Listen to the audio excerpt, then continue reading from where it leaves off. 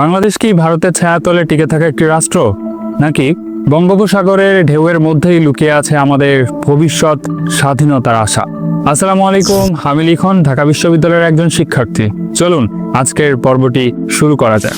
আজকের এই পর্বে আমরা জানব সেই উত্তরের পক্ষে ভূগোল, বাণিজ্য, চিকিৎসা ও আন্তর্জাতিক কূটনৈতিক বাস্তবতা। বাংলাদেশের চারদিকে তাকান, উত্তর, পশ্চিম এবং পূর্ব তিন দিক থেকেই ঘিরে রেখেছে ভারত। শুধু দক্ষিণে রয়েছে বঙ্গোপসাগর। এটা কি কাকতালীয়? মোটেও না। বাংলাদেশের মোট আয়তন 1,47,610 বর্গ কিলোমিটার বা 56,977 বর্গ মাইল। মোট সীমান্ত দৈর্ঘ্য 5,138 কিলোমিটার। মোট স্থলসীমা 4,427 কিলোমিটার। মোট জলসীমা বা সমুদ্রসীমা 7,111 বা 7,116 কিলোমিটার। ভারতের সাথে সীমান্ত দৈর্ঘ্য 4,156 কিলোমিটার। বাংলাদেশের মোট সমুদ্র সীমা 1,18,813 বর্গ কিলোমিটার। বাংলাদেশের স্থলসীমা 4,427 কিলোমিটার, যার মধ্যে ভারতের সাথেই 4,156 কিলোমিটার সীমান্ত রয়েছে। একে বলে ল্যান্ডলকড -1 অবস্থা। তিন দিকেই একমাত্র ভারতের মুখাপেক্ষী থাকতে হয় বাংলাদেশকে। এমন এক ভৌগোলিক পরিস্থিতি আমাদের করে তোলে স্পর্শকাতর। নিরাপত্তা, ট্রানজিট, পণ্য পরিবহন সব ক্ষেত্রেই ভারত আমাদের জন্য এক গুরুত্বপূর্ণ গেটওয়ে। বাংলাদেশের সবচেয়ে বড় বাণিজ্য অংশীদার কে জানেন? ভারত। 2023 সালে বাংলাদেশ ভারতের সঙ্গে প্রায় $15 বিলিয়ন বাণিজ্য করেছে। কিন্তু অবাক করার বিষয় হলো, আমদানি অনেক বেশি, রপ্তানি অনেক কম। আমরা ভারত থেকে কিনি কাঁচামাল, ওষুধ, ভোগ্যপণ্য, বিদ্যুৎ। রপ্তানি করি তুলনামূলক খুবই কম, সামান্য কিছু তৈরি পোশাক ও কিছু হালকা শিল্পপণ্য। এই ভারসাম্যহীন বাণিজ্য করে আমাদেরকে আর্থিকভাবে নির্ভরশীল। প্রতিদিন হাজার হাজার বাংলাদেশি যান ভারতের হাসপাতালগুলোতে, বিশেষ করে চেন্নাই, বেঙ্গালুরু, কলকাতার হাসপাতালে। কিন্তু কেন?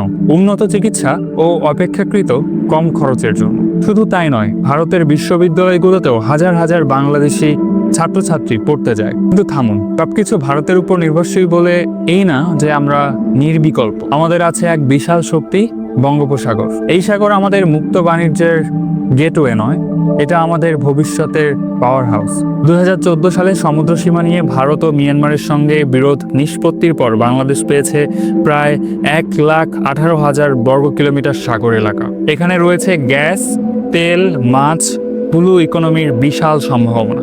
এই বঙ্গোপসাগরের মাধ্যমেই বাংলাদেশ যুক্ত হয়েছে চীন, ইন্দোনেশিয়া, মধ্যপ্রাচ্য এবং ইউরোপের সাথে। বাংলাদেশ ধীরে ধীরে নতুন বন্ধু খুঁজছে। চীন, জাপান, তুরস্ক, ইউরোপ, এমনকি রাশিয়াও আজ বাংলাদেশের অর্থনীতিতে অংশীদার। পদ্মা সেতু ভারতের সাহায্য ছাড়াই নিজস্ব অর্থায়নে নির্মাণ। মেট্রো রেল ও পারমাণবিক বিদ্যুৎ প্রকল্প জাপান ও রাশিয়ার সহায়তা। ভারতের বিকল্প বাজারে খুঁজে নিচ্ছে মধ্যপ্রাচ্য, ইউরোপ ও যুক্তরাষ্ট্রে। বাংলাদেশ এখন চাচ্ছে সম্পূর্ণরূপে ভারত নির্ভরশীলতা থেকে কাটিয়ে উঠে ভারসাম্যপূর্ণ বন্ধুত্ব। প্রশ্ন থেকে যায়, বাংলাদেশ কি ভারতের উপর সম্পূর্ণরূপে নির্ভরশীল? ভারতের উপর সম্পূর্ণরূপে নির্ভরশীল নয়, তবে এটা সত্য, কিছু ক্ষেত্রে ভারতের ভূমিকা অস্বীকার করা যাবে না। স্বাভাবিকভাবে পৃথিবীর কোনো দেশেই তো স্বয়ংসম্পূর্ণ নয়। সেদিক থেকে ভারত নিজেও কিন্তু স্বয়ংসম্পূর্ণ নয়, তারও অন্য কোনো দেশের উপর নির্ভরশীল থাকতে হয় বিভিন্ন ক্ষেত্রে। বাংলাদেশ চাই একটি মাল্টিপোলার সম্পর্ক, যেখানে ভারত আছে, চীনও আছে, জাপানও আছে, আর রয়েছে বঙ্গোপসাগরের নিজস্ব শক্তি। নির্ভরশীলতা নয়, সহাবস্থান। এটাই হতে পারে বাংলাদেশের স্মার্ট পররাষ্ট্রনীতির কৌশল। তিন দিকে ভারত আর একদিকে সাগর। এই ভূগোল আমাদের সীমাবদ্ধতা নয়, বরং সম্ভাবনা। বাংলাদেশ মাথা নত করে টিকবে না, বাংলাদেশ টিকবে মাথা উঁচু করে। সাগরের ঢেউয়ের মতো বাংলাদেশ তার ভাগ্যের কাছে পৌঁছে যাবে। আপনি কি মনে করেন, বাংলাদেশ কি ভারতের উপর নির্ভরশীল? কমেন্ট করে যান। ভিডিওটি ভালো লাগলে চ্যানেলটি সাবস্ক্রাইব করে পাশে থাকুন। পরবর্তী ভিডিওর জন্য দাওয়াত রইল।